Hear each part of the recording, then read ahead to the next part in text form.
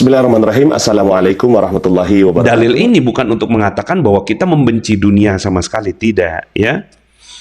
Kemudian di sini juga Rasulullah SAW bersabda, barang siapa yang suka bertemu dengan Allah, maka Allah pun suka bertemu dengannya, ya. Nah, ini kaitannya dengan bertemu di mana? Bertemu di surga. Jadi kita harus cepat-cepat pengen pulang gitu ya. Kalau kata guru saya, ya, kata guru saya, nah ini ada keterangan nih, kita baca juga keterangannya, yakni bila dibandingkan dengan kenikmatan abadi yang disediakan Allah baginya di akhirat, atau orang mukmin dilarang melampiaskan syahwat dunia, ya, jadi ia seakan-akan di dalam penjara.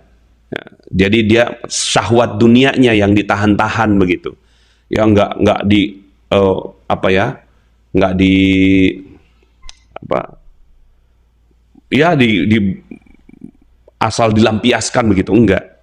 Sementara orang-orang kafir itu bebas merdeka dari semua ikatan dan larangan, seakan-akan ia sudah berada di surga. Ini keterangannya, ya. Tapi bukan berarti bahwa setelah itu kita membenci dunia, tidak. Dunia itu bahkan kalau bisa dicintai. Yang dicintai yang mananya? Cintailah dunia yang merupakan bagian menuju akhirat. Nah, di sini ya, bertemu dengan Allah itu, ya, bertemu dengan Allah itu ya kaitannya dengan supaya kita bisa segera ketemu Allah di akhirat, yaitu di surga. Dan Allah pun akan suka bertemu dengannya. Jadi kata guru saya, yang paling bagus itu kita tuh cepat mati, kata guru saya. Yang paling bagus itu kita cepat mati gitu.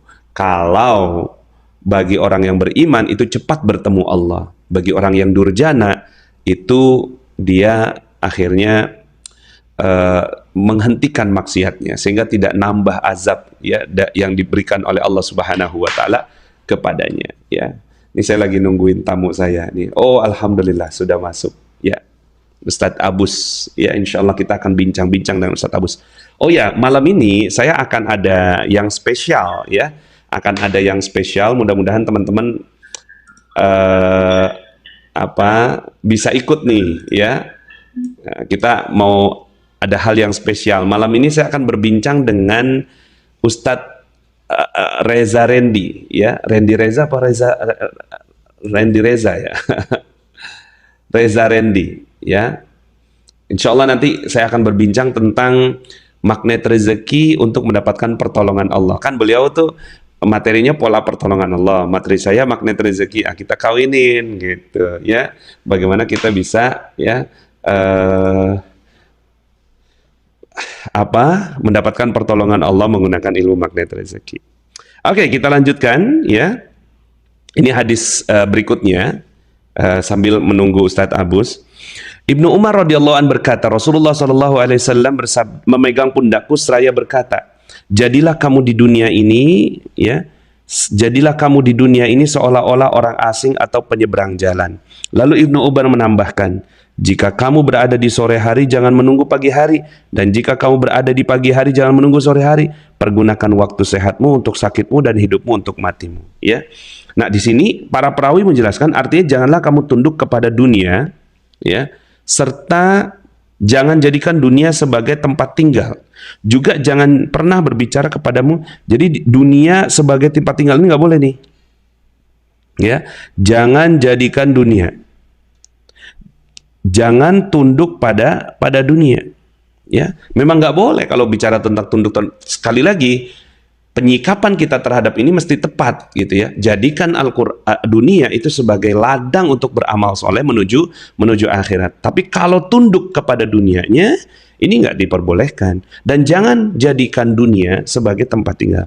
Juga jangan pernah berbicara kepada dirimu tentang kekekalan tinggal di dunia.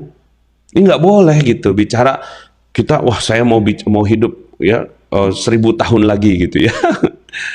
2000 tahun lagi, ya, nggak boleh begitu, ya. Jangan memberikan perhatian berlebih kepadanya dan jangan terikat dengannya selain keterikatan orang asing kepada negeri yang bukan negerinya. Dan jangan menyibukkan diri sebagaimana orang asing tidak menyibukkan diri dengannya, di mana ia hanya ingin pergi menemui keluarganya. Jadi kita di dunia itu, ya, bukannya kita membenci sama sekali, tapi, ya, kita menempatkan diri dengan tepat bahwa kita adalah musafir. Kita musafir, kita nggak akan ada lama di sini, kita suatu saat nanti akan kembali gitu ya. Nah kalau kembali berarti kan kita mempersiapkan bekal. Nah bekal apa yang paling bagus? Yang paling bagus adalah amal soleh ya. Nah jadi dalil-dalil ini tuh kita rangkai semuanya. Jangan sampai akhirnya pengertian kita terhadap definisi dunia jadi nggak tepat gara-gara kitanya nggak tepat dalam membaca dalilnya. Oke? Nah di sini yuk kita belajar keterangannya. Nabi SAW memegang pundak Abdullah bin Umar yang menunjukkan kecintaan beliau kepadanya. Jadi pundaknya dipegang gitu ya. Yang memegang pundak, nggak kelihatan ya, pundak dari Abdullah bin Umar. Nah Abdullah bin Umar ini anaknya Umar, berarti masih kecil ya. Ini zaman Rasulullah SAW ini masih kecil. Sebagai peringatan tentang pentingnya apa yang disampaikan. Ada beberapa hadis yang dititip kepada Abdullah bin Umar ini ya. Ada pertanyaan seperti halnya perantau. Gimana dengan posisi perantau, Pak Nas? Iya, posisi perantau. Saya pernah jadi perantau tuh. Perantau di Malaysia kan? Saya kan pernah jadi perantau. Nah kan aneh kalau seandainya saya tuh beli rumah gitu di sana, terus kemudian juga beli mobil mewah gitu, hidup dengan sesuatu yang bermegah-megahan, kayaknya nggak pantas banget gitu loh. Yang saya lakukan di Malaysia pada saat itu adalah saya ngumpulin bekal supaya pada saat saya nanti pulang itu saya bisa hidup dengan jauh lebih baik. Kan itu logika perantau. Tapi apakah saya membenci Malaysianya? Tidak, ya. Bahkan saya mencintai Malaysia itu, mencintai Malaysia sampai sekarang saya senang banget sama Malaysia itu, ya. Saya mencintai Malaysianya, tapi tidak seperti posisi orang yang ada di sana, tidak. Tapi yang suatu saat nanti akan kembali. Bahkan saya tiap bulan itu kayak nginget mati gitu, setiap bulan gitu. Setiap bulan itu kan setiap tanggal 26 ya, saya tuh deg-degan gitu karena tanggal 28 visa saya habis gitu. Jadi saya dulu cuma dapat visa sebulan gitu kan. Nah, terus kemudian setiap tanggal 26 tuh bingung gitu kan, uangnya ada nggak buat keluar gitu. Itulah ya, deg-degannya itu. Jadi saya merasa sakaratul maut itu terlatih gitu di Malaysia gitu ya. Seperti perantau ya.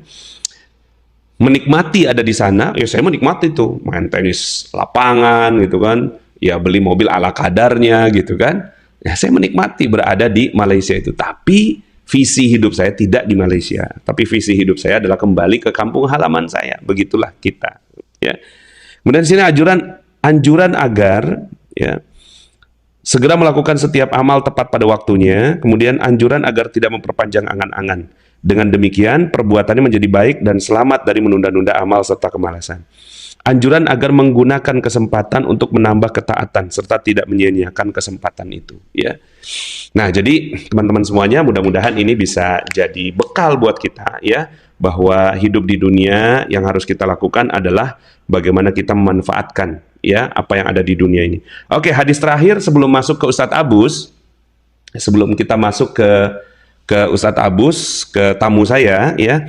Ini dari Abul Abbas Sahal bin As-Sa'idi radhiyallahu anhu berkata, seseorang datang menemui Nabi SAW lalu berkata, "Ya Rasulullah, tunjukkan kepadaku tentang suatu perbuatan yang jika aku lakukan Allah dan manusia akan mencintaiku." Nah, ini dia ya. Berzuhudlah di dunia, niscaya Allah akan mencintaimu. Allah akan mencintamu. Dan berzuhudlah dari apa yang dimiliki manusia, niscaya manusia mencintaimu. Ya. Nah, ini dalil bagus sekali ya. Izhad fid dunya. Izhad fid dunya yuhibbakallah. Wazhud fima indan nas yuhibbakan nas. Masya Allah ya. Jadi penjelasannya begini, jadi kalau seandainya kita zuhudlah di dunia, niscaya Allah akan mencintaimu. Artinya kita dikasih nggak merasa bagaimana gitu kan, diambil juga nggak merasa hilang, itu orang zuhud gitu ya. Terus kemudian juga nanti Allah akan cinta kita. Jadi kalau seandainya kita tuh di dunia tuh ala kadarnya lah, mungkin bahasa yang tepat tuh ala kadarnya ya, mewah-mewahan banget juga enggak ya, membenci dunia juga enggak, karena dunia ciptaan Allah. Nah, Bagi jadi teman-teman zuhud yang belum subscribe dan baru saja menemukan channel ini, silahkan subscribe. Insya Allah Anda akan mendapatkan materi-materi yang terbaik dari channel ini. Insya Allah Anda adalah makhluk yang ajaib.